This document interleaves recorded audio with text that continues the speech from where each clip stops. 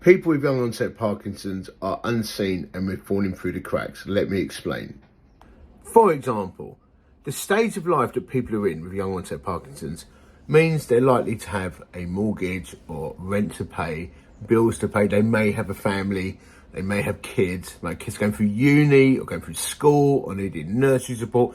Bottom line is they have to keep working, but they don't get access easily to any financial support at all. I'm going through the PIP application process at the moment. Let me tell you from experience, it doesn't take into account at all that the condition is a fluctuating one. And then they tell you, fill it in as if you're having your worst day. We don't have worst days. We have terrible hours, okay hours, maybe a good hour, a bad hour, and we're totally often medication dependent. So when we look okay like this, maybe 90% well, it's because we're popping pills.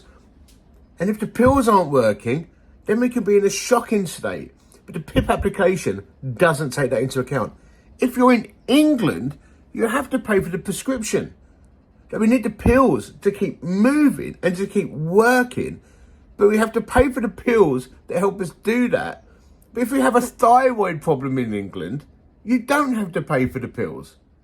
So you can have an incurable, degenerative, progressive brain disease that's not going to get better. You're only going to get worse, but you have to pay for the pills and you have to keep working. And then they say, exercise, intense exercise is the only thing that will really slow the disease down. But we have to work. And if you have to work, you get huge amounts of fatigue with this thing. Like you come back from work and you are wiped out. And they say, but exercise. Well, to exercise effectively, you need to work less because we can't do both. It is such a struggle. Or you're coming home and you've got little kids and you've got to deal with the little kids because you love them and you want to be there for them. And you don't want them to see that you can't cope because you're wiped out by this horrible condition. But if you exercise, you're going to slow the progression. But I've got to work and I've got to be there for my family and I need the money to pay my bills and I can't get access to PIP.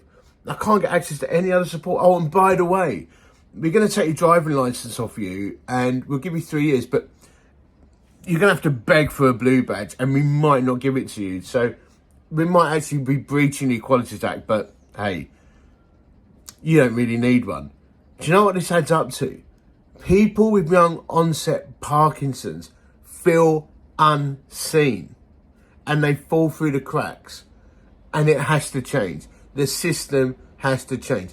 Give us a tax break. If you have to work, give us a tax break if you are disabled with a progressive, degenerative, incurable condition where you can only manage symptoms. Give us the space we need to exercise to give us a best shot to be there longer for our families. Give us access to bottom rate mobility PIP, like that. Just give us the access. Give us a blue badge to take the pressure off so people can park. You take our license off us, help us feel seen. There is so much more I could say, but let's spread the word. I think it's time we got to raise our voices now.